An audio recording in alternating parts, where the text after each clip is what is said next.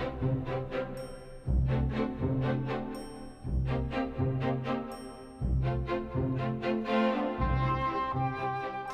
afternoon, everyone. I want to welcome you to the Founders Day Symposium in celebration of the 302nd birthday of Benjamin Franklin.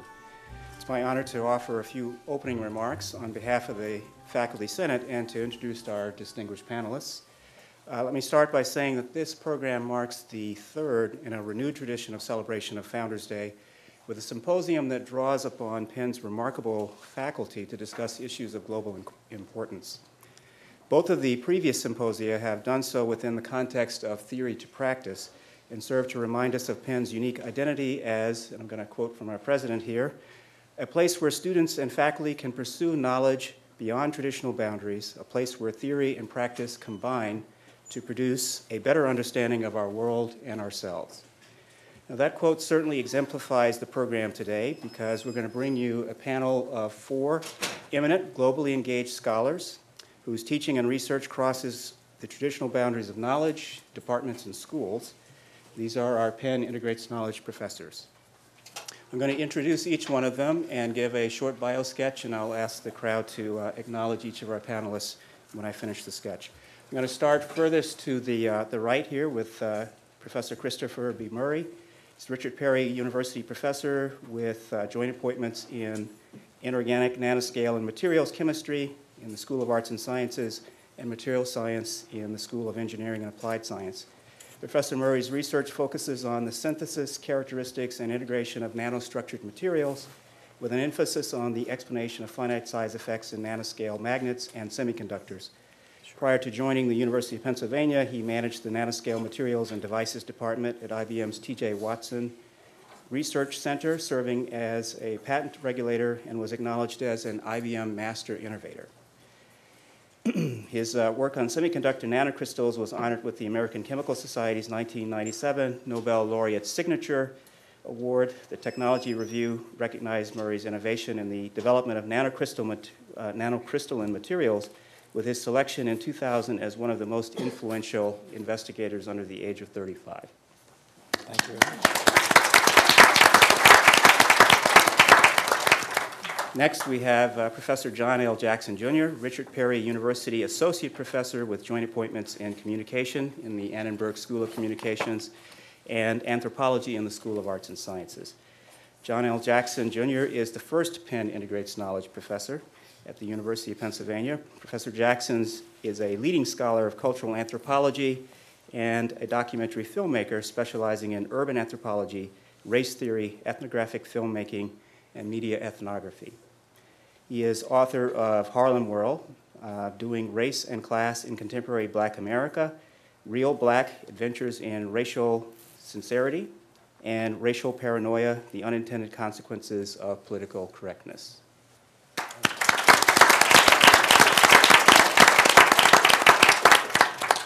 Next, we have Professor Johnathon Moreno, David and Lyn Silfen University Professor with joint appointments in medical ethics in the School of Medicine and the history and sociology of science in the School of Arts and Sciences. Johnathon Moreno, a renowned bioethicist, is an elected member of the Institute of Medicine of the National Academies and has served on numerous academies, boards, and committees. He was co-chair of the Academy's Committee on Guidelines for Human Embryonic Stem Cell Research. He is a past president of the American Society of Bioethics and Humanities. He is a bioethics advisor for the Howard Hughes Medical Institute, a faculty affiliate of the Kennedy Institute of Ethics at Georgetown University, a fellow of the Hastings Center and of the New York Academy of Medicine. Professor Moreno is also senior fellow at the Center for American Progress, a Washington, D.C.-based public policy think tank.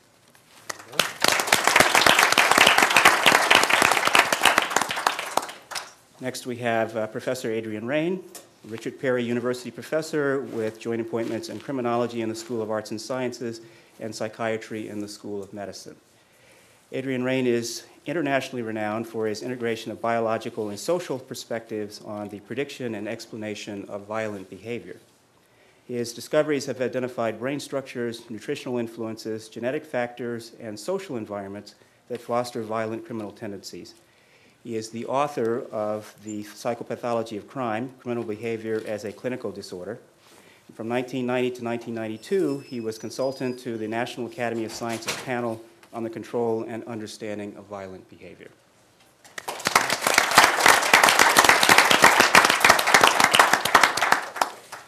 Now, it's always a risk, of course, that when you want to have globally engaged scholars, you are liable on any given day to find them teaching and doing research anywhere in the world. And unfortunately, that's the case today for our fifth PIK professor, Professor Philippe Bourgois, a Richard Perry University professor, who is a world-renowned medical anthropologist who holds appointments in the Department of Anthropology in the School of Arts and Sciences and the Department of Family Practice and Community Medicine in the Department of Medicine. Professor Bourgois is out of the country today, but he sends his regrets that he is unable to attend. However, we're quite proud and very fortunate to have a fifth eminent scholar with us today. The Tri-Chairs of the Senate are very pleased to announce that President Gutmann is the moderator for our discussion, and I'm now going to turn over the program to her. Please welcome President Amy Gutmann. Thank you.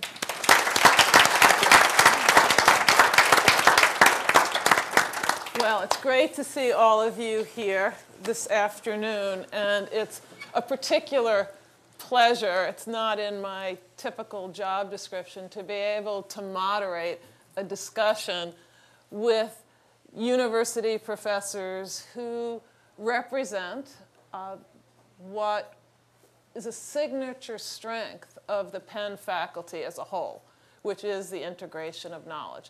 Now, we're going to have a conversation this afternoon, and it's another signature strength of Penn to be very questioning, dynamic, non-complacent university. So I'm going to moderate the discussion in a rather immoderate way. That is, I'm going to ask challenging questions. I'm not going to say, okay, what's so great, about Penn? We know that there's a lot that's great about Penn, but we have here 4 of the 6 Penn Integrates Knowledge professors. Now, Larry introduced 5 of the 6, but I am delighted to announce the 6th, who is starting as we speak at Penn, and her name is Sarah Tishkoff. She is a world-renowned geneticist, and she has a joint appointment in our biology department and our genetics department, and she is the world's leading expert on genetic variation in Africa. She developed a genetic database to investigate genetic variation in Africa. And that's just an example of what this group represents. Path-breaking scholars who not only bridge disciplines, but bring knowledge to bear on really difficult issues. And in the case of Sarah Tishkoff, the issue is that there's been a huge amount of research done on the genetic variation in Caucasian populations and almost none done in Africa. And she is one of a small group of scholars who's really breaking boundaries in doing this. So that's to introduce, you've heard about our panelists, my great colleagues here, and now we're going to start a conversation where I'm going to just ask some questions, challenging questions, of the very program to which I am tremendously committed. But committed because I think if we ask the challenging questions, we'll know what the advantages of integrating knowledge are and also what the obstacles and what the challenges are. So I guess we should begin with the title of this symposium, Aristotle's Brain, and what that has to do with the integration of knowledge. So as I understand it, Aristotle had at least a metaphorically big brain. And he had great ambitions, which is basically to integrate knowledge by bringing together all the knowledge that was available in the world and processing it through one big brain. Just to put things in technical terms. We heard about Chris Murray's, only a physicist, Larry Gladney, could speak about Chris Murray's specialty. And and do it with a straight face as if we all understood it, right? I'm sure Larry does. It took me a while to understand it, but Aristotle, he wrote on biology and physics. He wrote on ethics. He wrote on politics, the politics and ethics part, you know, I read and so on. But as I understand it, the biology part doesn't survive well in the ages. But he really thought he was a champion of the integration of knowledge. Is it credible that each one of these picked professors and other faculty in this audience could aspire to have the brain of an Aristotle and bring it all together and integrate knowledge? Is that what the integration of knowledge is about? And if so, aren't we really talking about something that's utopian in the bad sense of the word? Now, Johnathon, Moreno, you've just made eye contact, so it's always dangerous to make eye contact with the mind. I was looking at Larry. And I understand Johnathon had something to do with thinking of this title, Aristotle's Brain. So is it comprehension, true comprehension of knowledge? Knowledge has just expanded exponentially since Aristotle's day. Well, so I think somebody once said that Aristotle was perhaps the last person in the world who knew everything there was to know at the time. Now that is likely an exaggeration. There were other cultures and civilizations going on other than those in Greece, but nonetheless, it's striking to think that there is so much to know now that we have to have very complex institutions like Penn to try to embrace it. So is it, I'm going to take the president at her literal word. Is it utopian to aspire? Yes, but it's not inappropriate to aspire. But we have to do it, I think, now institutionally rather than individually. And we have to, and I know there are other people in the panel, people like Chris, by the way, Bill Murry likes to say when he introduces a famous scientist, you know, I used to have that job. So that's the way I feel whenever I used to do that nano stuff. We now have technologies that help us to do that. There was the book, of course, after the brain, and now there's all this electronic stuff to which we have access. I've had to turn off my Trio. It's very painful for me to not have access to it instantly. But that's an extension of my brain, such as it is.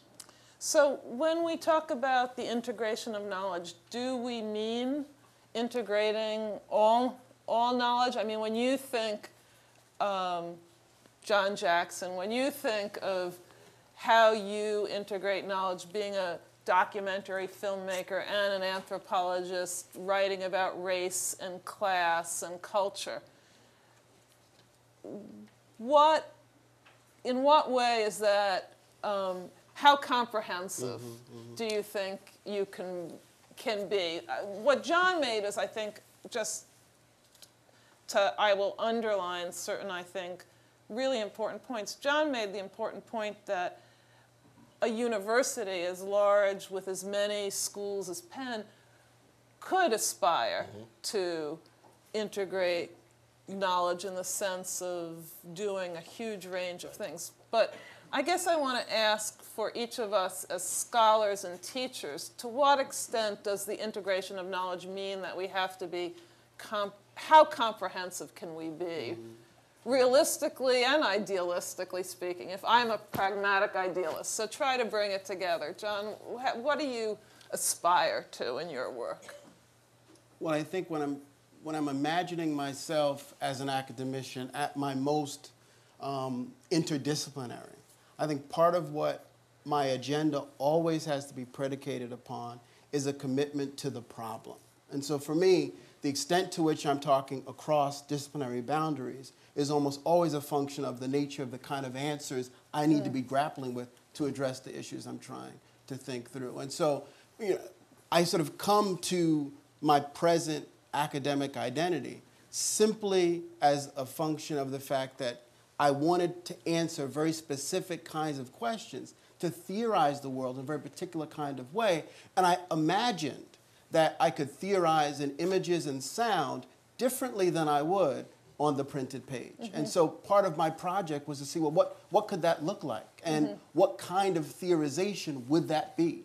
And so for me, not everyone's interested in that question, but it demands then that I don't just think about sort of the canon of traditionally written ethnographic text and how they talk about the socio-cultural landscape, but also then try to think about film, filmmaking, the history of visual culture and visual studies as another really important rubric that has to define what the answer, whatever my idiosyncratic version of the answer to that question might be, has to inform it. And so for me, it's always very project-driven. And I'm interested in things, we're all interested in things that almost always outstrip the traditional boundaries of academic departments and disciplines. So problem-driven, project-driven, but Chris, you're trained as a chemist, and as I understand chemistry, it's very, I mean, it can be very detached from real problems. No, very true. It can be. And so, is it for you?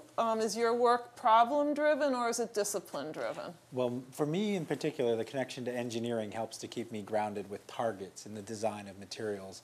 But I would say that part of what is universal in a chemical approach is developments of techniques for manipulating atoms and molecules and understanding reactivity and so on.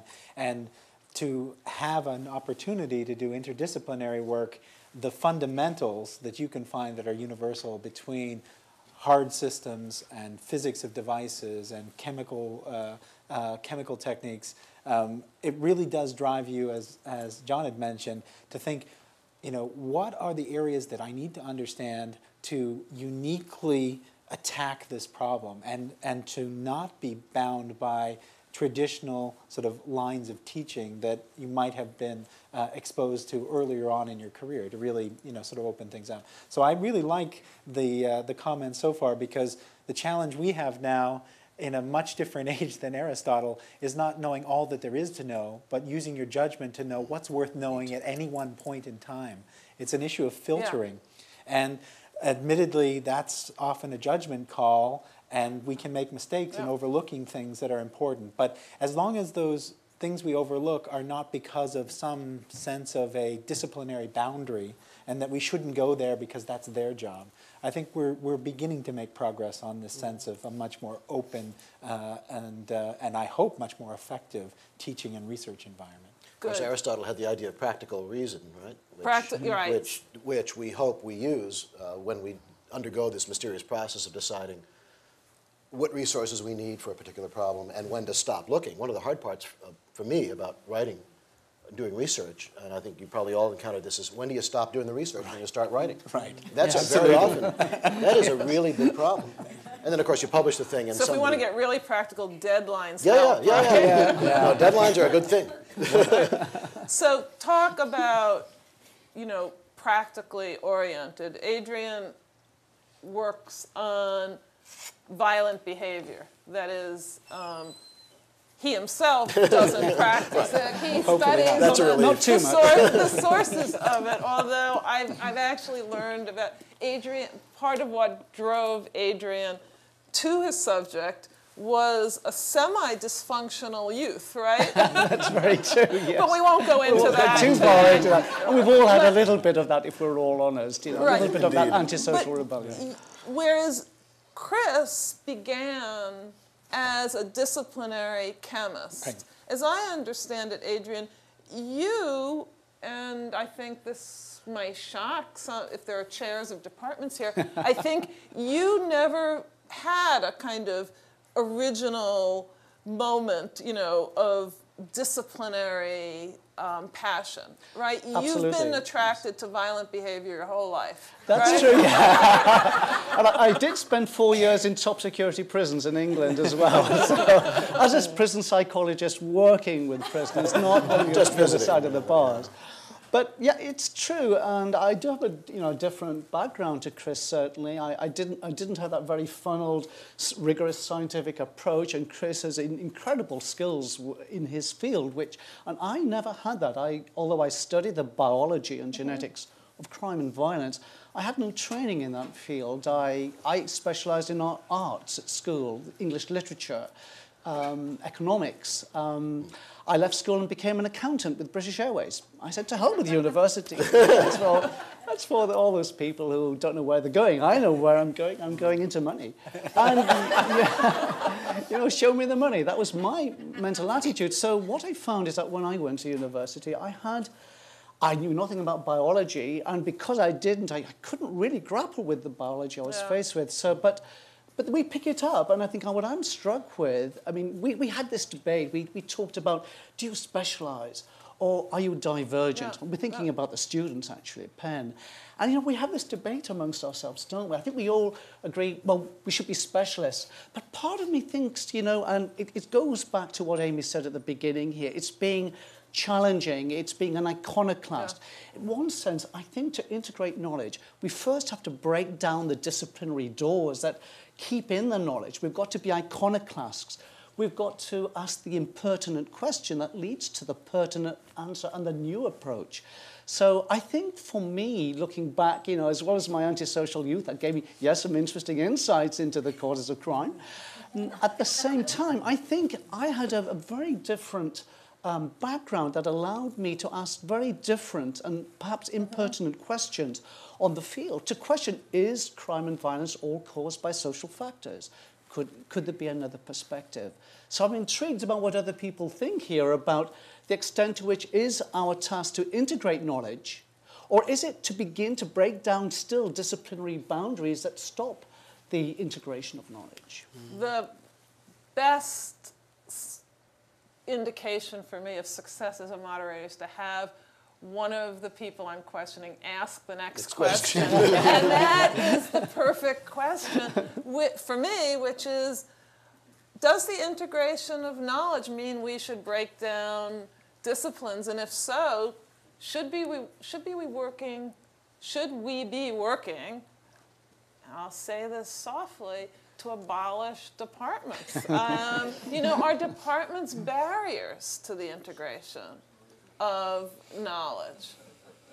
Chris? I tend to agree that they are barriers, but they do provide the kind of structure and control from one institution to another and a collection of community that does ensure that our students are getting what they need to be credible and effective. So I don't dismiss it out of hand, but I actually do like the fact that Penn has focused on the development of centers and institutes that complement the activities in departments. So it provides the opportunity to reach beyond those boundaries and get connections with a community, perhaps from biology and from medicine as well as engineering. So we need the outlet where we can have a sense of community that is separated from the departmental organization and structure. But I guess I wouldn't go so far as to say that completely eliminating that structure is the wise step. Departments' integration of knowledge, are they at odds? John? I don't think it's an either-or scenario.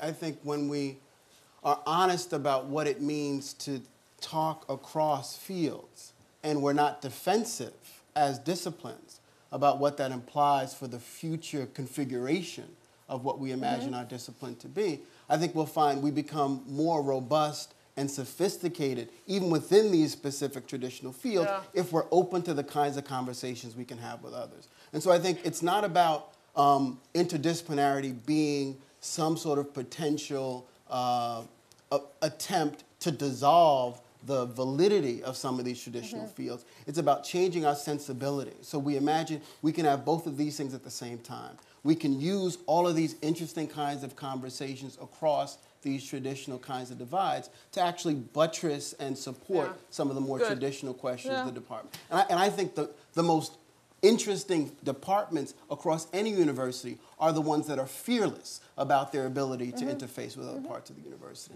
I think that if there is fear and trepidation there needs to be introspection there, right, about why you don't believe you can even talk about the world in these more robust interdisciplinary. Well, certainly your departments were fearless in hiring you. I mean, right? So, I mean, it's an opportunity rather than, you know, it is an opportunity in that sense. Jonathan? Well, there's got to be a golden mean, right, in Aristotle's spirit. And I subscribe to everything that's been said. There is a tendency, though, if we're honest, for the intellectual energy of departments to be siphoned off into centers. And this is something that I think people in medicine and science, worry about a lot. Departments can sometimes end up as being kind of administrative husks, and people are getting together in exciting ways throughout the university and drawing away from the department. But I agree that we need the departments to remind us that there are disciplines, and that the disciplines have been pounded out over centuries with important texts and problems and conceptual frameworks that are still useful. Mm-hmm. And students do need to start with that kind of a foundation. I believe that's still true. Yeah. But I would also just qualify that by saying we also need to disentangle the kind of structural institutional issues from the intellectual issues. And they shouldn't so be I don't barriers. think they're necessary. There shouldn't be Exactly. barriers. So one isn't reducible to the other, right? Yeah. Right. Can you be a problem-driven scholar and still be central to a department? You're all members of departments. So can you be a problem-driven scholar interested in, addressing the problems of violent behavior or the ethics of neuroscience or nanoscale engineering and science or race and class, and still be central to what your department or departments are about? And I'm going to move from this to some other issues, but since we are part of a university, I think it's important to see what the relationship is between departments and interdisciplinarity, which existed here and was a strength of Penn long before the Pick professors were here, and also the notion of the integration of knowledge. So I cheat, actually, because I'm in two departments that are both inherently interdisciplinary, and bioethics and history and sociology of science. A lot of departments now are. But these two departments didn't exist when I started college. Yeah. The word bioethics didn't exist until after I'd started as an undergraduate. So, but nonetheless, I'm trained as a philosopher, and I am frankly parasitic on the moral philosophers when I write about something like neuroethics or stem cell ethics. Yeah. I go back to the philosophical literature and see what the people who are still in the weeds in moral theory are working on. And, and I crib and usually cite their work when I use it. So, you find your resources where as needed, and we are moving, as you say, increasingly in the direction of making departments more and more broad and interdisciplinary. Yeah. It's interesting, Chris. from Adrian's experience, I think it would also, it speaks well of the opportunity to get a start and to build your career when you have such diverse inputs. I think our departments were less fearless in hiring us at this point in our careers with the track record that this mix of things can be successful. I think where the real challenge is to hire assistant professors who come in with this idea to do something new that bridges, and to have a department that has the confidence to say, yes, that belongs with us. Because so many good candidates, you come in and you say, yes, but is it really chemistry? Is it really enough physics in there? Yeah. And we probably let some good people not reach their potential, not within our community, because we can't take a chance when they don't have 10 years of solid stellar work to point to. And this does go back to Aristotle's brain in the sense that we have come so far in the expansion of knowledge since Aristotle's time that it is absolutely unrealistic to expect one scholar to be able to be a master at a young age of many disciplines and to integrate them. And so there's an evolution in most people's careers towards increasing integration of knowledge. But it doesn't have to start. It can start in a very disciplinary way, as Chris did, or a very interdisciplinary way, as Adrian did.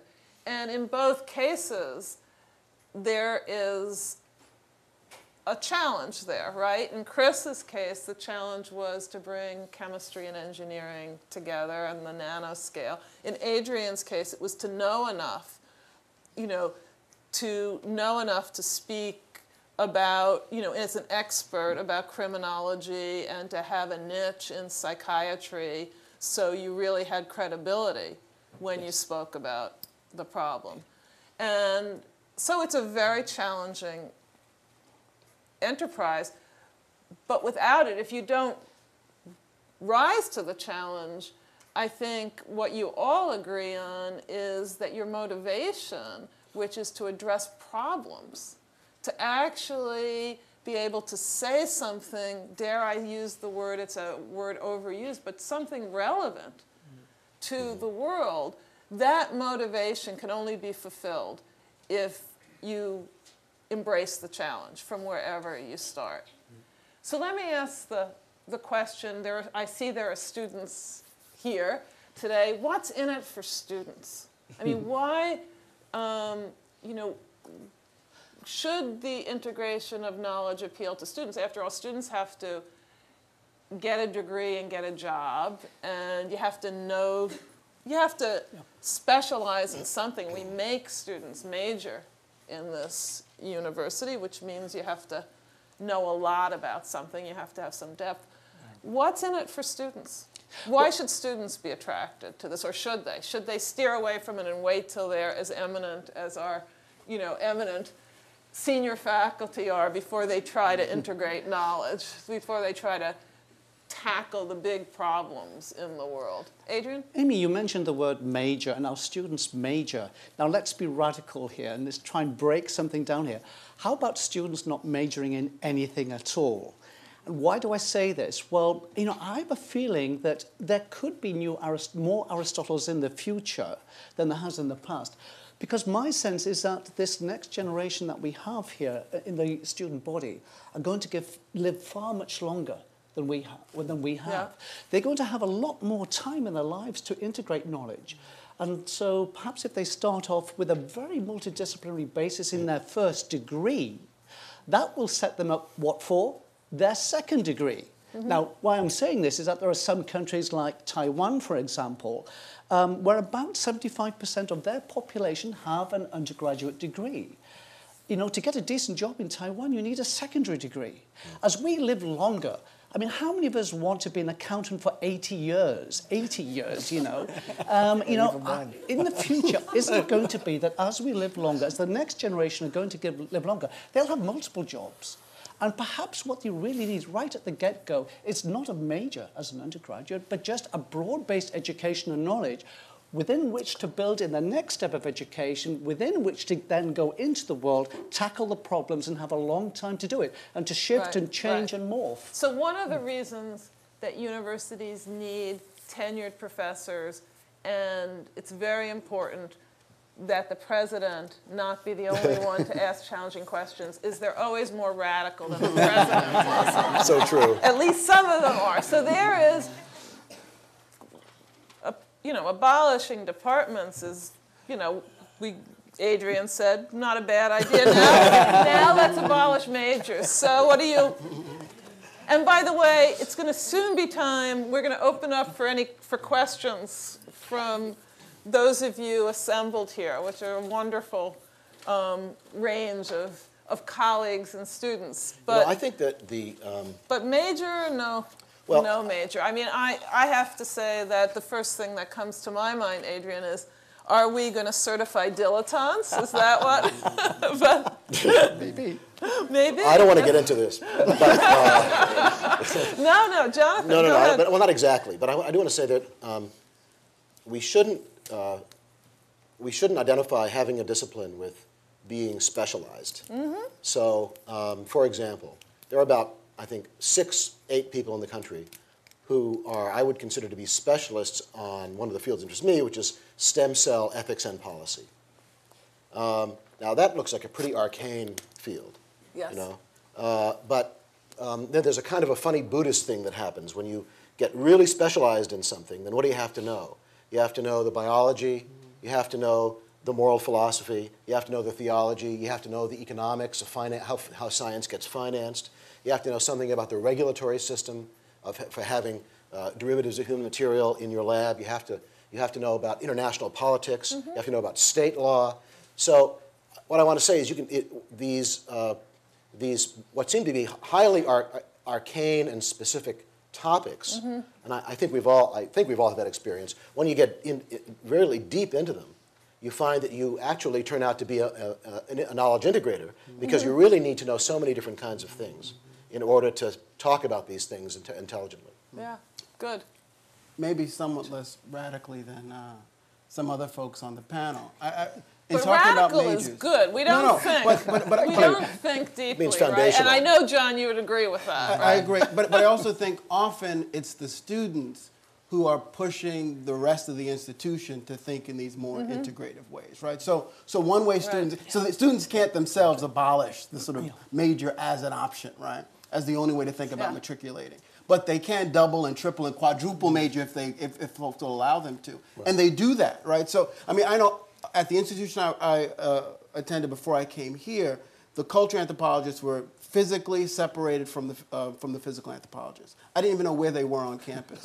And the only reason I knew there was even a physical anthropology department was because the students double major and did both. And so part of what I think, now clearly often they're overextended, they're doing too much, and they're thinking about the whole idea of a major in sometimes less than productive ways. But I think the positive gloss on that is that already they're trying to figure out a way to put these different spheres together. And I think that's an impulse that should be cultivated, should be protected, and a place like Penn should be able to allow them to really blossom. I have a confession to make. I majored in, I entered college as a sophomore, with sophomore standing, and majoring in math.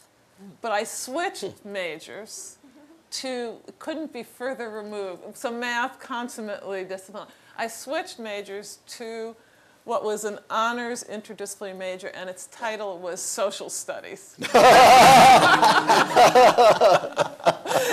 it was economics, anthropology, history, political science, and we read, you know, Aristotle.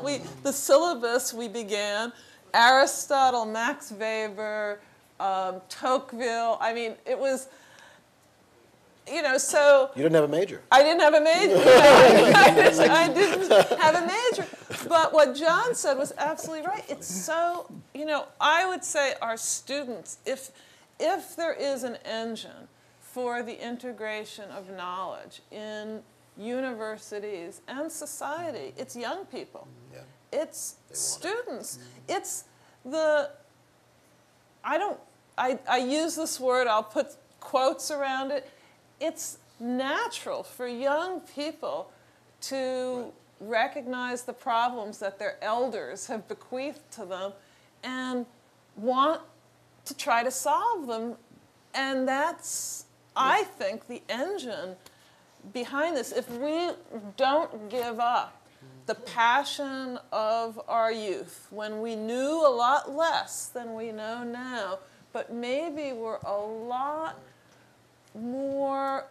less jaded about what gives meaning to our lives, we will pursue the, you know, the integration of knowledge in a whole variety of ways, and students will push us in that in that direction, and that's probably intellectually healthy, even though it's sometimes we can't fulfill, you know, everything that they would hope we can.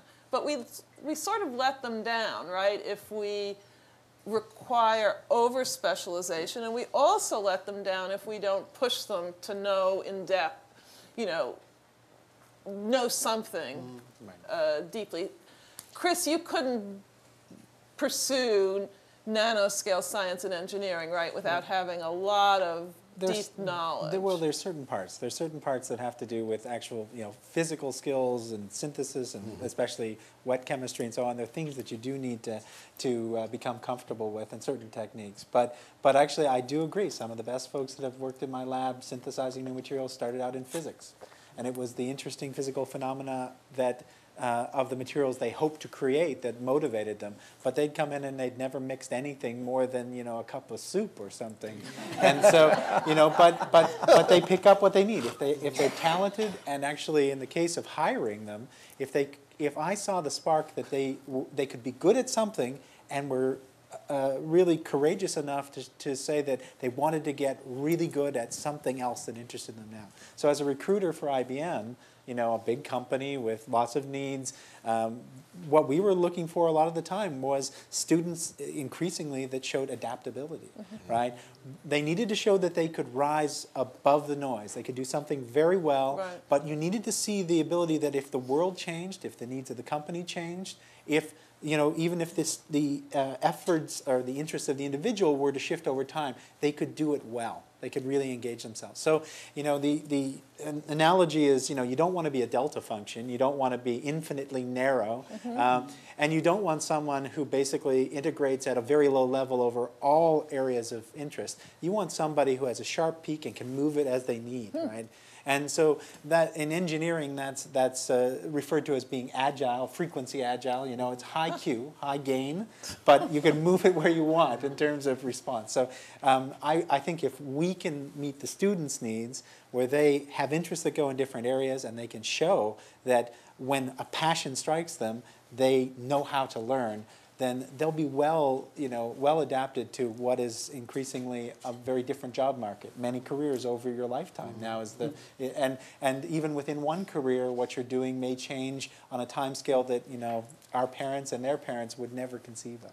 I'm going to ask one more question and then open it up to our audience who have, there are a lot of frequency agile people in this audience who I recognize. So the question that I'll ask you, we've talked about the meaning of integration, the nature of it, what propels it, problem-driven. What about the future of integration of knowledge? That is the world ready for highly educated people who are problem-driven and really bridge divides? Or is there something, you know, threatening about not being just a specialist? That is, problems are often morally loaded. I mean, you have to pick and choose your problems. You're not going to be hired just to fill a slot. You're going to be hired to think across boundaries. Is the world ready for this? Are companies ready to hire those kinds of people, or are they threatening? Or, I mean, what is the value outside of a university, do you think? And what are the, you know, is there a downside to this for a university? We are committed. At least I've said we're committed and gotten, you know, and I've said it on the basis of what this university has long stood for, and we're just taking it to another level. Will the world respond positively to educating people who integrate knowledge? And I ask that question. It may seem, you know, obvious that the answer should be yes, but there's a lot of press about how much more technologically savvy students coming out of IIT in India and Chinese universities, and how the U.S. is falling behind in, you know, in science and technology. We pride ourselves on broad education. Are we kidding ourselves that we really should be more focused on graduating those kids who are math whizzes, which is where I started but didn't end. You know, I ended in social studies in college. You know, that is, are we doing what the world needs, and will the world respond positively? Or should we be focusing ourselves more on specialization? Maybe I'd interject one quick comment Sure. and then turn it over to my colleagues here. But it's a question of on what time scale. So then, unfortunately, people thinking on a very short time scale, whether it's in business or in other areas of society, they need a quick fix to fill a slot. They want somebody who can do already what they need done. And so those sort of decisions are usually forced under times of pressure. Organizations and hopefully society that can take a longer view would see that the folks that have broader potential and the ability to become very good at different things as they need, they're the ones that over a slightly longer time scale are going to pay back many, many times. And all organizations are faced with it. Do you get the person who's just okay, but they can do what you need today, tomorrow, and at the end of, for this first year, or do you make the investment to take someone who's just, you see is extremely bright, but they've never seen what you need them to do before? And so I would say that's the tension is, are we falling behind on the quick fixes, or are we really still doing what we need to have, someone who's going to perform better over the long run? And when IBM hired you, did they want you to fill a slot, or did they think of you as somebody who They wanted me to open an area. My job description was to make new materials. That was it. But I will admit, yeah, I know. That's why I liked it. That's why I took the job. I figured that at least I couldn't disappoint if it was that vague. But to be honest, it was the work I had done before, in the sense that they wanted to move in that direction that caught people's attention. So I do know that it gives people confidence that they're not making a mistake if they see some component of the background which overlaps their immediate needs. I have more respect for the folks who can reach beyond that and see someone who hasn't worked in an area, but they've got what it takes. They've got the skills, they've got the personality and the intellectual hardware to do it. Right. And that's harder to do. Well, when you have a long-term goal, you have to show short-term steps towards it, but that's still a long-term goal. Jonathan? I mean, there is a cliche that the liberal arts education is the best preparation for a long life with multiple careers. It happens, I think, to be true.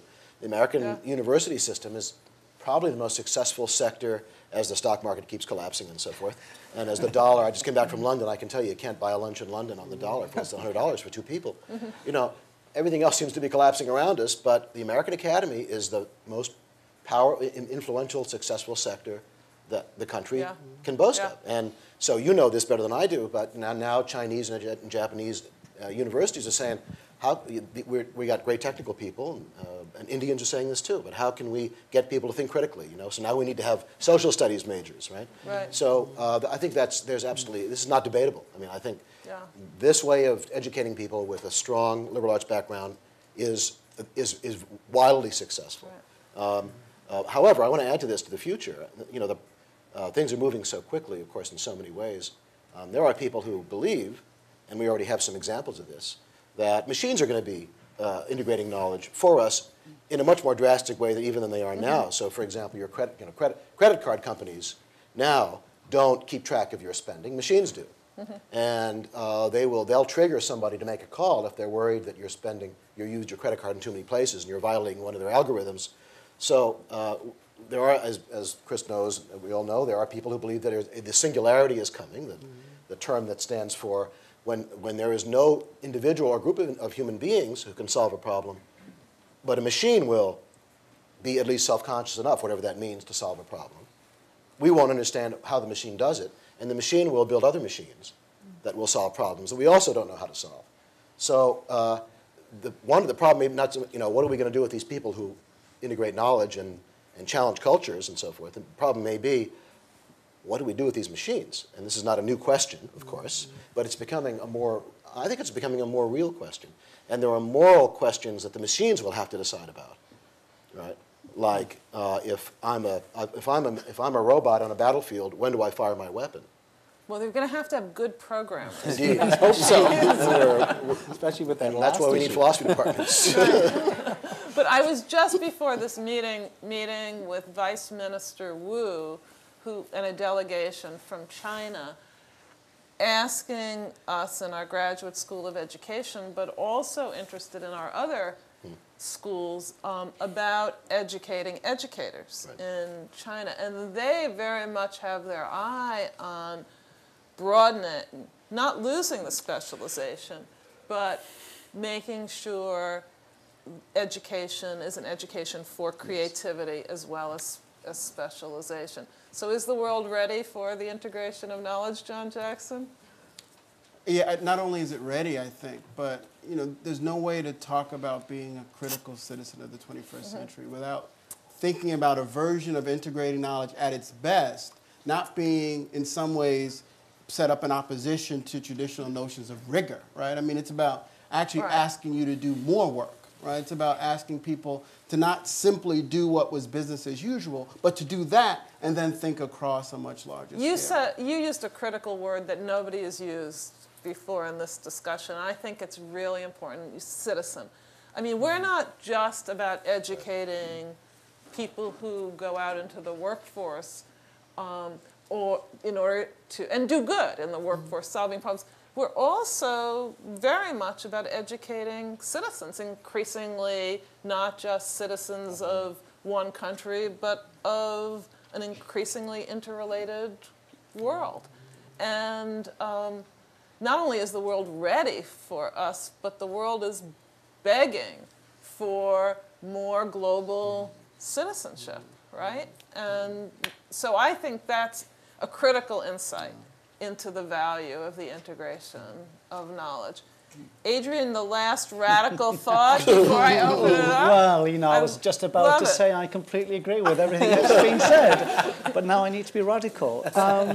Well, global citizenship's pretty radical, right? Yes, it is. But, I completely agree with that. I completely agree with that remit. I don't think one size fits all, going back to your question, that there's always going to be a need for specialists, of course. But I think, like everyone was saying, we're far overdue for the integration of knowledge. This should have come a long time ago. And why has it not? And will there be opposition to the integration of knowledge? Yes. Why is that? Because all of us want people in our own image and likeness. And so for most of us, we've all been trained in a specialist field at university. We haven't integrated knowledge. So we've got to reach a time when there's enough people who get into the power positions to really appreciate the integration of knowledge and to be able to apply it, basically, in the real world. Oliver Cromwell, before he was beheaded, I beseech you in the bowels of Christ, think it possible that you might be mistaken. Yeah. And I think that people who want to resist the integration of knowledge have to think, are we mistaken? We have to consider, are we mistaken? I mean, 80% of what I teach in classes is wrong. It's plain wrong. I can't speak for anyone else here, but I know it's wrong. It's going to be proven to be wrong. We always have to be questioning ourselves whether or not what we are putting out to the students is right. Is it wrong? And encouraging the students to be iconoclast and to challenge our knowledge base. As I think, and this is a point I really resonate to, John, that you brought up earlier. Good. Is the world open? What Adrian points to about the importance of recognizing how you can be wrong is also a very practical point, Adrian. I mean, you mentioned as, the economy is collapsing and so on. Next week I'm going to Davos, to the World Economic Forum, and I am sure that a large part of the discussion will be focused on the economic collapse. And a lot of people were wrong, very recently wrong. Moody's and S&P rated subprime mortgages as AAAs. There was a bandwagon effect, and there always is. Being able to think out of the box, whatever the prevailing box is very important. I saw a hand up there. Yes, why don't you stand up, identify yourself, okay? And ask them, I'll just ask for questions to be brief, that's all. Yes, Ed O'Donnell. First, I was at the mayor's inauguration, sat near Amy, and you'll be pleased to know she was the friendliest person there and the best dressed person. And at Colgate, I constructed my interdisciplinary major with more subjects than you. Now, my point, and I'd like you to address this. The news media especially has latched on to this concept that almost all mental illness is chemical imbalance of the brain at birth. Now, that does exist. But as Freud and Adler and Jung and Frankl have shown us over decades, there is also reactive depression caused by hate, guilt, events, whatever. We in academia have to educate the public and reestablish this balance, that some mental illness is not chemical imbalance of the brain and can be treated through therapy. We're distorting on this issue. We have to lead the way on this. I take that as a question toward Adrian. Yeah, I mean, you're absolutely right. I mean, it's not just one thing or another. It's a complex combination of multiple factors that go to create depression, anxiety, schizophrenia, even violence and crime. However, there may be more of an early basis to a number of mental illnesses than we might hitherto have thought. So, of course, it's wrong to believe it's all in the brain. And I think the converse too. It's not just social experience, and that there's an enormous complexity here. And I will pledge you, I will do my best to educate the media. I gave an interview with Japan TV yesterday, and there'll be other ones coming up. But yes, the biosocial model, the integration between social knowledge and biological knowledge to explain a lot of behavior, not just mental illness. I've got to just underline the general point here that Adrian is illustrating, which is most big problems have simple answers and they're all wrong. And to be able to think out of both sides of your brain or all sides of your brain is absolutely at the root of any successful integration of knowledge. And you've just illustrated that. I think you said, 80% of what you teach is wrong, but this surely is right. That That's it's not going to be, right, that's part of the 20%. It's not going to be all chemical or all environmental. And we've got to figure out what the interaction is. And that's a very important part of what you're doing and what you're teaching. Exactly. The descriptions I'll give my speculation about what is that interplay is going to prove to be wrong. But yes, there's some basic principles that plays out in the work of each one of these scholars and each one of our interdisciplinary faculty. By the way, I just want to underline that we have literally hundreds and hundreds of faculty who do the interdisciplinary work that the integration of knowledge is all about. I saw a question there. This gentleman. A few points I want to touch on. You have to identify yourself. My name is Kyle Walker. I'm just a lowly lab tech at the, I do molecular cancer, epidemiology. So to start with the untraditional background, I don't have a college degree, actually, and I got my job through some social connections. In any case. I did too. That's the way to go if you can, So, but make sure you ask a question, okay? I'll get around, yeah. So what we're talking about here, you're talking about the application of very different fields. What you have to touch on to tie them all together is the very basic rules about it. So there's duality in everything. There's degrees. When this man was talking about how the media treats everything as, it's all biological basis, obviously that's not true because everything has degrees of truth. There's a lot of absolutism and partisanship, if you want to say that, in our culture today. And it reflects itself anywhere from politics to bioethics and science and those things. What happens is traditionally, the amount of change over the last 100 years, incredible, unprecedented. And you talk about how kids are much more technically savvy. Of course they are. You didn't grow up with computers, but these kids did. Right. And the latest numbers I think I've seen is something like between 17 and 20 different careers the average American will have because of globalization. You talk about, it's an intermixing. You talk about global apartheid of the transfer of labor, the flow of labor, and immigration labor, how that's a big issue of one of the best models they can find for lifting the whole world up out of poverty is to allow them to transfer and come across. And that's the great thing about America. We have resolved the social and civic complications. We've settled down now where we finally are just getting equality. We finally are having a black man and a woman running for president, where we have equality on all levels. And once we get past those social different things, then we start to be able to develop and come and really, you know, cross like multicultural or multidisciplinary interfaces. So when you talk about departments or you talk about majors, those things are good. I mean, you talk about students, you're getting them already after they're already modeled, they're already made. They've, you know, had a lot of their paths chosen already. You have to work with early childhood education and the psychology of how those things work. You have to fit the student to the problem, not the problem to the student. When you talk about discipline, obviously it's great to have, you have to have disciplines to know the absolute truth, but when you bring those students in, they're ramming against the professor saying, you know, because they are less knowledgeable about it, they have more questions. Let me actually ask a question out of what you've said, because you've said a lot, and obviously.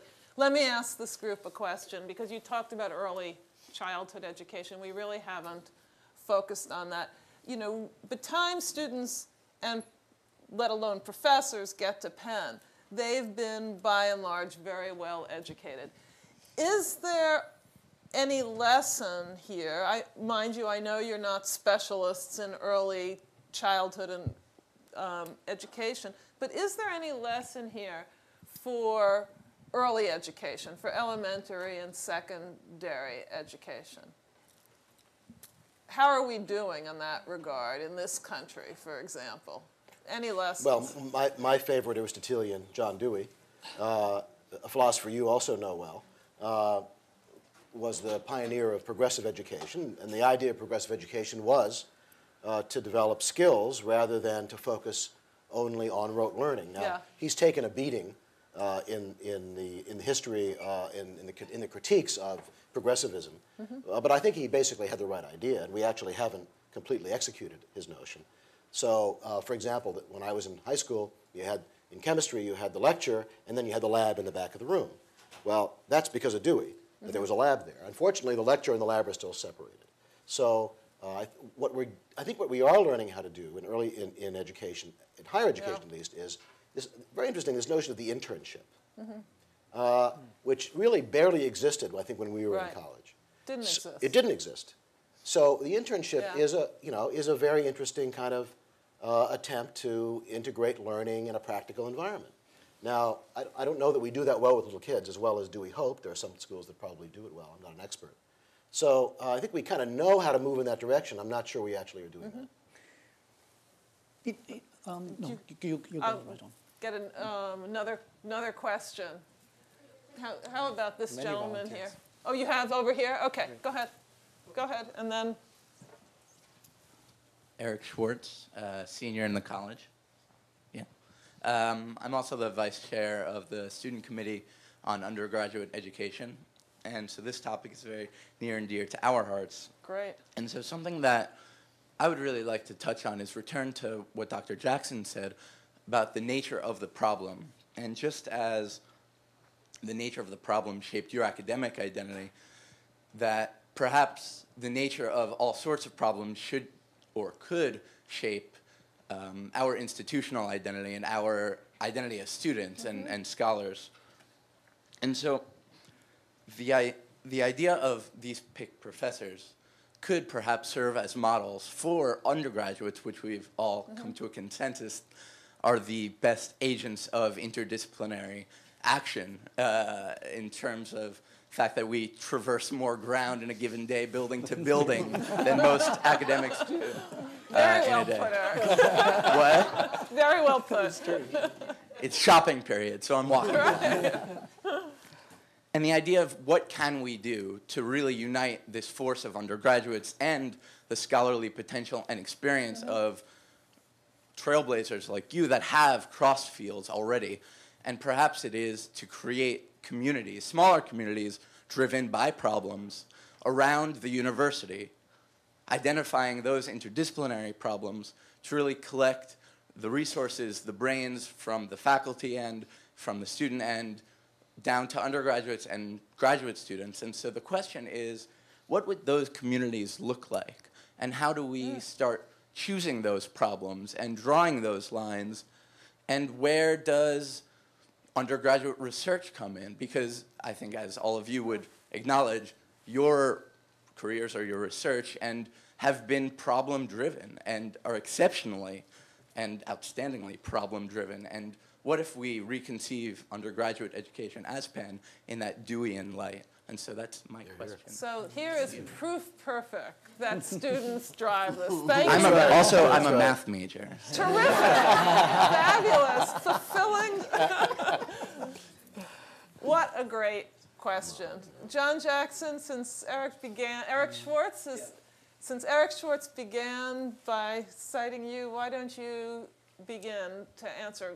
What about what would the kind of communities look like that for undergraduates that are driven by this integration that clearly resonates with undergraduates? It's a fantastic question. I don't think I'll have a super satisfying answer, but I can begin to scratch at what an answer might look like by saying, I do think one thing you'll find, if you're willing, especially as an academic, tenured faculty especially, if you're willing to look at what's already happening, you'll see that some of these communities are already organically being formed.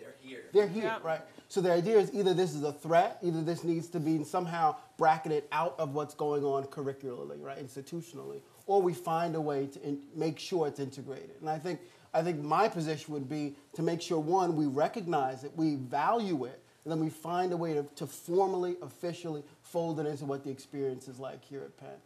And sort of just to tag that onto really quickly what we were saying earlier about kind of, what might we as members of tertiary education say about sort of earlier ages and earlier parts of the learning process. I think one thing that's fabulous about this idea that 80% of what we teach in the classroom is wrong, I probably have you beat. I'm probably at 85%. But no bragging. But I will say this. What I like about some of the complaints we have about early childhood education is that we imagine one of our roles is to, in some ways, unlearn. And I do think as an integrator of knowledge, one thing you find is, that's what happens when paradigms shift, right? Everything you've been taught really doesn't serve you any longer. You're going to have to really retool. So I think the idea that part of what the process is always about is unlearning is a good thing to recognize, especially when you're cognizant of the fact that a lot of what you're getting isn't fact, right? Isn't modeled from on high, right? It's conjecture, it's theory, it's argument. And to be in a position where you're comfortable with the fact that a lot of the time you're going to be dealing with theories that will be proven or have already been proven false, but that's okay, that's part of the process. And I think if you embrace this idea that you have to unlearn as you integrate knowledge, and that's something that's a positive, not a negative, I think what it says is if we start from thinking about the first year of college as the beginning of that unlearning process, which will continue forever, I think that's a nice way to think about some of how we can kind of have our cake and eat it too a little bit. So right? We specialize in unlearning. I think so. But here's where I think it's just clearly true. When you're problem-driven, the only way you can really test your convictions or your theories is by being problem-driven and seeing whether they actually help you solve problems. So Weiss Tech House, Civic House, Kelly Writer's House, the Bioethics Forum, undergraduate, we are just, bulging with student groups, most of them very well established and organized, that are problem-driven and bringing student and faculty understandings, expertise to bear in very, co-curricular ways. And I think what Eric is challenging us to do is to make sure we continue and increasingly to support these, and I've just mentioned but a fraction. Rev Up, Register, Educate, Vote, is a civic activity that's bipartisan where students bring all of their, knowledge of citizenship to bear and trying to, and succeeding in getting out the vote. I think it's very important to connect the PIC program with this wider view of what we are as a university and must increasingly become. Question here? And we have refreshments, so we're going to also adjourn soon and continue some of the questions here in an informal setting. Yes? Okay. My question probably will be the briefest. So, referring to the problem-driven global university. Your name? Oh, my name is Thomas, so I'm an undergrad. Great. And I would like to ask, what if there are no problems? Are we naturally inclined, or are we really integrating knowledge? Can it be done without any problems? Say, as if it's all blank. We start with innate blank emptiness, no problems, no, say opposite of problems. Nothing works so well. So. Are you a physics major? No, I'm not. I'm a health and societies major. Great. It's a nice thought experiment. So if there were no problems, I think there would be no life. And so I'm not worried. That's good. That's a great short answer to a short question. Yes, the woman over here, yes. Hi, Pat D'Antonio from the School of Nursing. I've had the privilege this year of participating in the Penn Humanities Forum, which brings together scholars from all sorts of different fields to talk about one problem. And one of the things that's fascinated me is this whole issue of disciplinary language. You know, the literary theorists talk about representation, the historians talk about the nuances of a contextualization, and when it gets hot and heavy, I'll ground it in nursing science. But, you know, this language makes it convenient for scholars to talk to each other within their fields. But, you know, then there are issues when we try to break down the barriers. And I'm just wondering if you could talk about the whole issue of language, disciplinary language. Is disciplinary language a barrier to problem solving and the integration of knowledge? I absolutely agree that it is a problem. I think one of the things that is, you know, people may see scientists as a separated group just because no one understands what the hell they're saying.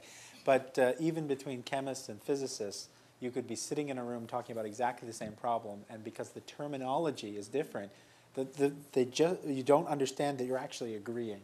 And so one of the things that we really need to work on with students is to give them enough exposure so they can understand the universal connections between these fields. To be honest, that was one of the greatest experiences for me in doing research, actually undergraduate research, in an area outside of what was my major at the time, was to begin to understand that the language that I was most used to in my coursework, well, actually, there were lots of other ways of describing the same problem. So it really is one of communication that I think we have to address. And honestly, in some disciplines, the arcane nature of the language is sometimes used as kind of a safety feature to make things sound more important and or, you know, somehow, you know, yes, exactly. It can be a barrier that's put up intentionally. But I think actually that's a good point. Communication and understanding the language, which can be very specific in different fields, is a real challenge for interdisciplinary discussion. Great, another great question, great answer. Yes, up there? Whoever had her hand up first there. I think Dean Melise had it up before I did. Okay, Dean Melise. So I'm beginning to worry about inviting any of our PIC professors to teach any courses here in school if 85% of what you're teaching is wrong. There's a competition for higher percentage. It's the Socratic wisdom. What did Socrates say the greatest wisdom is knowing how what much to not you to don't know. what How we much don't you don't know. Go ahead. So integration of knowledge happens within disciplines too, because as you said, it's integration of the right and the left brain, and we really can't have a scholarly discipline without that integration, which then calls for in-depth. It's in-depth in one discipline.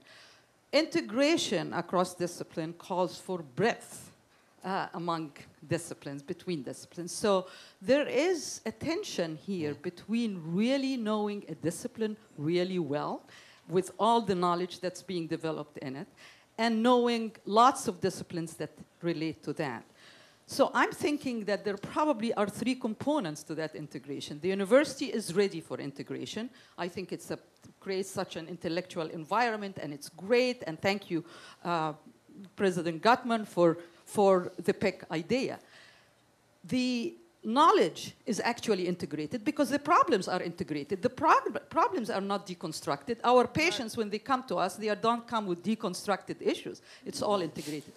But the market is not ready for integrated knowledge, nor for integrated graduates from an integrated knowledge. So I see there is an issue there and I see that globally too, and I just want you to comment on that. I think, could I just, again, my role in Moderator is to underline some really important takeaways here. And one that Dean Melise said, and as I pointed out, citizenship, she used the word patient.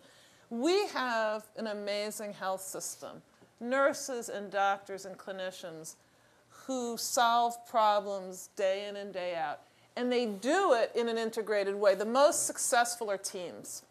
And not one of them, if working alone, could address most patients' problems when patients have complex problems. That, I think we should underline, because that is in some ways a model, a working model for the integration of knowledge in practice. Now, we do it in much more theoretical ways as well. But the challenge that Dean Melise is saying is the job market, the market for professors, but let's go way beyond it. The job market doesn't always recognize this. It tends to work more in silos. Have I got your question? And we touched on this earlier. So who would like to address whether there's hope for the future for those silos being more integrated or breaking down? Adrian? Well, I mean, I think some of these questions and issues and they're very poignant and important, and they are interlinked here. You know, you're talking about this triple area of tension that we've got between specialization and breadth. We've had the issue of communication. We've had the issue of what type of new environments can we create here. I mean, I still keep on going back to that abolition of the major. That isn't one of the problems with communication, that the students are never getting enough opportunity to really go into very different arenas at a time in their lives that when they can explore and pick up the language. Once they've done that, they're in a position perhaps to then go on to the graduate studies to do that specialization, but with that multilingual facility to allow them to better integrate knowledge. I mean, I've got a question for you, Amy. You know, what about a major in integrating knowledge at Penn? You've created a PIC professor program. What about the major in integrating knowledge? We'll have another symposium on that. Yes. I'm Kamal Siddiqui from City Planning. It has been a tremendous pleasure listening to all of you and the comments over here, and also to Dean Melise. There is an issue of complexity of knowledge. And the complexity arises from distinguishing the hierarchy of knowledge, philosophy being one of generality, to science, and within science, theoretical, technical, and empirical. So when we get to measures, that's how we get into practical reason. But within this entire hierarchy, there are a whole set of assumptions. So even if we talked about the integration of disciplines, within discipline itself, it's not integrated, because if you look at quantum mechanics and general relativity, physics is still trying to deal with that. In economics, there's micro and macroeconomics. There's issue of Arrow's impossibility theorem, and so on. So if you look across disciplines, within disciplines, there has not been integration enough to think of knowledge as a whole being integrated. Right. How would you propose doing such a thing? Well, this is back, we've gone full circle actually with this question, because this is back to the thinking of the integration of knowledge as having a unified theory, which scientists, of course, are still not there. They're still struggling with. So I'll turn to the scientists to answer this one. I guess my comment... Michael Della Carpini is next, yes. Sparked by that is just, I think the fact that even within disciplines, those tensions remain, that there are different points of view. Honestly, I think that's a very healthy thing. I think if we were in a situation where there was complacency, that we really did understand things well enough from a single framework and weren't challenging it, then we're not doing our job. So I think what you pointed out is actually the healthy process of sort of self-renewal and sort of introspection that was brought out earlier. A great another point to underline. Imagine if we had a comprehensive theory of everything and everyone agreed upon it, we'd all probably be wrong, right? I mean, so we would be complacently wrong. And, you know, as much as this isn't ideal to get the right comprehensive theory of everything, we have to recognize if anyone thinks that we're close to that, we're theorizing a negative utopia in that. Because of the this is another version of what Greek tragedy and many, many religions are right about, which is human hubris sometimes knows no bounds, and our minds, for all of their wondrous complexity, are not capable, given the complexity of the human world, of comprehending the whole world. And I think we have to, that's the struggle. We strive for it at the same time as we have to know what we don't know. And I'm going to Can I say one thing? Yes, so, Johnathon Moreno. So this is a beautiful expression of an Enlightenment Western view, that we have to be sort of liberal ironists, as to say we have to keep doing what we do, knowing that we're probably wrong. 85% of it, at least. But you know, much of the world doesn't buy that view, and there is, you know, and we now are living in a time in which the values of globalization and breaking down barriers and skepticism and critical thinking and so forth are perhaps more contentious than they were even 10, 15 years ago. So you know, the university stands for something, and we have to believe, as liberal ironists, that that's right, and that we're not wrong about that. So, but that's a kind of intellectual and moral challenge. Right. We have to take our own side in the argument that we search for truths, but those are always open to contestation. And there's some that we believe in and we're sure are right. I mean, there are some that we're sure, but even the ones we're sure are right, our surety is based on our ability to answer contestation to the best. Okay. Dean Della Carfini. Hi, I'm Michael Della Carfini. And this is our last question, but not in the formal session. We will adjourn for refreshments where the conversation will continue. As Amy mentioned, I'm Dean of the Annenberg School for Communication. Proud to have John Jackson in our program. 3 comments with questions associated with them, and I think they're related to each other. The first is, one of the things that comes out of this for me is that thinking hard about when integrated knowledge works best and how it develops is a really important endeavor, I think, for this project for the university. It struck me that it may be that starting early, as was suggested with breaking out of disciplinary bounds, may be the right approach, but maybe the way integrated knowledge works is that you start by being in a discipline, and that it's the conflict that develops when you then move into some other field and the challenges it brings that work. So the process is really interesting, and I think that needs to be thought through. And I'd be curious to people's comments on that. Secondly, it seems to me that that it's not just a question of language across disciplines, although that's really important even within disciplines, but also what constitutes evidence. I think how far you move out of your own field, one of the challenges oftentimes, even within communications, which is inherently interdisciplinary, you have the issue of humanistic qualitative approaches versus quantitative, what kind of statistics applies evidence, and that is really challenging for doing this well. And then last, I think you all are great examples of integrating knowledge within your own research, but as I see this larger project, including the role of PICS, it's to think about how collaborative research can happen, that oftentimes the way knowledge gets integrated is by working with other people. And I'd be curious as to your thoughts about your role as PIC professors in that regard and also in your own research. Terrific. And I'll ask each one to pick one of the questions to answer. There was process, There was, what was the second one? Evidence. Evidence and collaboration. So maybe I'll start at the back because And I we'll think go down. your question was a very, very important one to me in terms of how do we make those sort of experiences expand beyond our own little groups, right? And actually one of the things that I think all universities and all research environments have to struggle with is how do we find ways of having bridging students? Students carry, they are the ones that communicate the knowledge, right? And they get you excited about new problems, and they have greater time than we do in our current roles to think about where things are happening.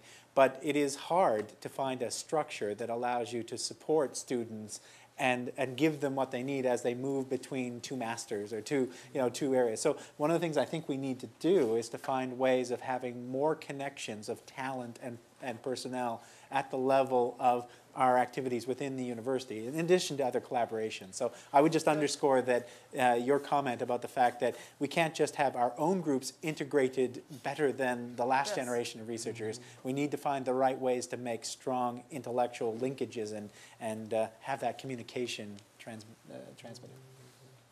And I think I would just add to that, Michael, by saying part of the job of a university is to cultivate enough of a safe haven for people to think in, that we can be all right with the idea that we're going to be wrong no matter what we say in someone's eyes. And I do think this idea that someone can always problematize the methods we use and or the evidence, right, that we would argue would buttress our position is something that is okay to incorporate into a classroom context, right, to teach the fact that everything can be challenged or deconstructed from another part of the campus. And that's okay, as long as I think you're also cognizant of the strengths and weaknesses of those critiques themselves. So I think there's something about the idea of having to grapple over all of the inadequacies of all of these respective kinds of disciplinary trajectories. That's a wonderfully, for me, liberating thing, right? It means it's okay to be wrong. You're always wrong in someone's eyes, but you're still grasping for the possibility that you all find a space where at least you can be wrong together, right? And I think it's a different kind of space. So you're embracing the robust dialogue between quantitative and qualitative rather than being in their own silos, actually arguing and other kinds of differences. For me, I'm someone who's actually coming from the other position. I mean, I think most people are imagining that the world begins and ends at the level of the biological or the genetic, right? So I'm a cultural anthropologist. I'm trained to head for the hills anytime someone invokes biology, right? It's always ideology, right? Everything is culture, period, right? And now I'm working with a group in Israel that imagines the body in such interestingly odd ways that I'm having to, in some ways, try to figure out my own particular way to entry point into a notion of biological studies and to try to take it seriously as another way to think about building knowledge about the world, not just as sort of ideological Kant, right? And so I think, so part of what I mean by unlearning as being sort of an integrating scholar is to say we're always trained to believe things, right? We think the evidence is sure and sound. It is and it isn't, right? But we often can't see it in our own world.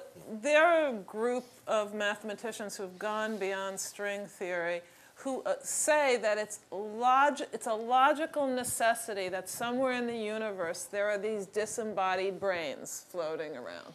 It's a logical necessity. So is that, I mean, talk about, challenging our views. And this is on the quantitative side, Michael. These are people who say it's absolutely logically necessary from a mathematical perspective. And we think some, people who have ideas about the way the body functions that don't comport with science are strange, and that's what you're, well, this is strange too. I mean, put your mind around that. How is it possible, Dean Melise, to have disembodied brains, but it's logically necessary?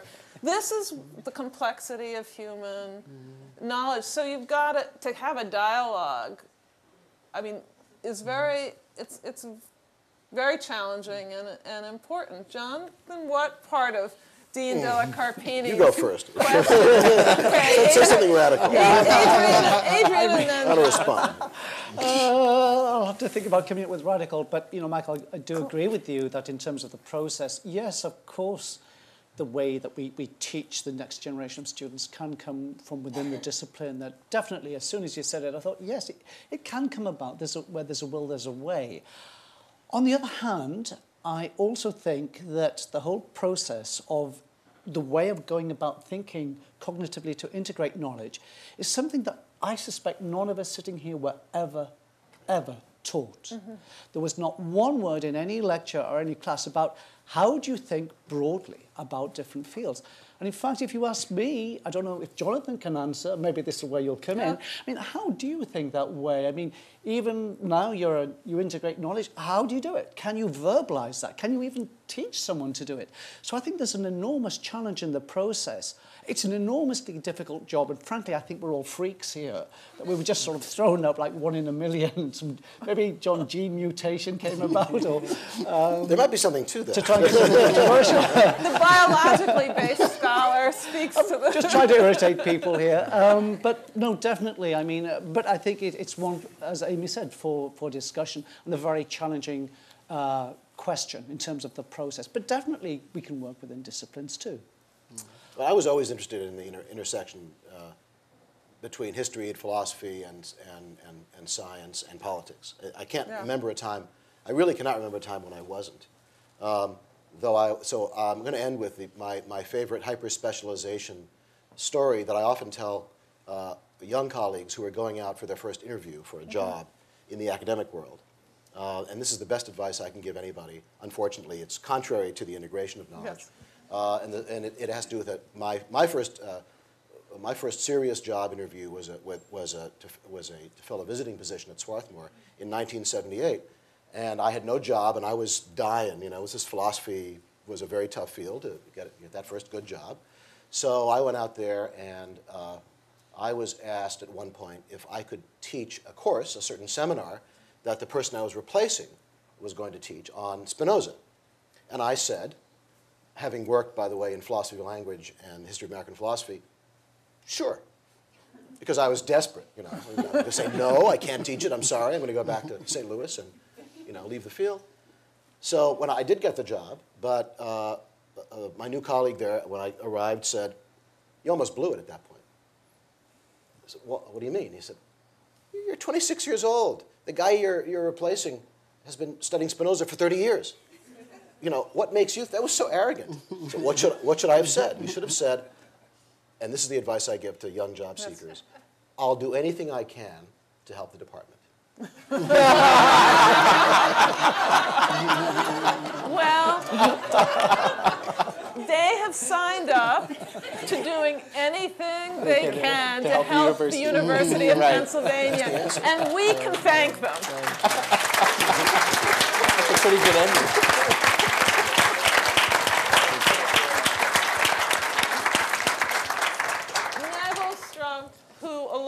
With the other two tri-chairs, we all owe, and I all owe, a great debt of thanks for conceiving of, if not Aristotle's brain, the Symposium on Aristotle's brain. Neville, I turn it to you for concluding remarks.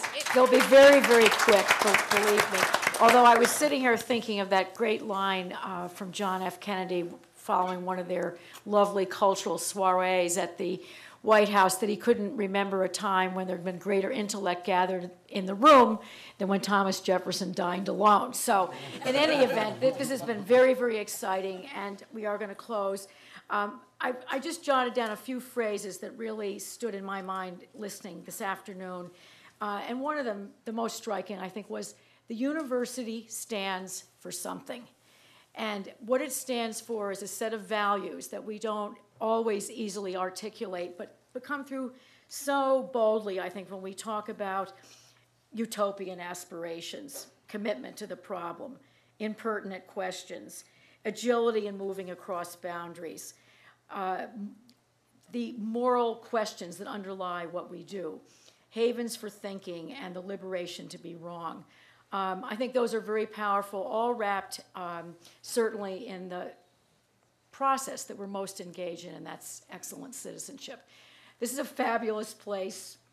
We can't thank you enough. President Gutmann, Professors Raine, Moreno, Jackson, and Murry. Testing my memory here. We're thrilled that you're part of our wonderful community. We're very proud, Amy, to be in this community. Thank you very much. And it's a Friday afternoon. We have drinks, we have food, and we can continue this lovely conversation right outside this door. So thank you very much. It's a pleasure.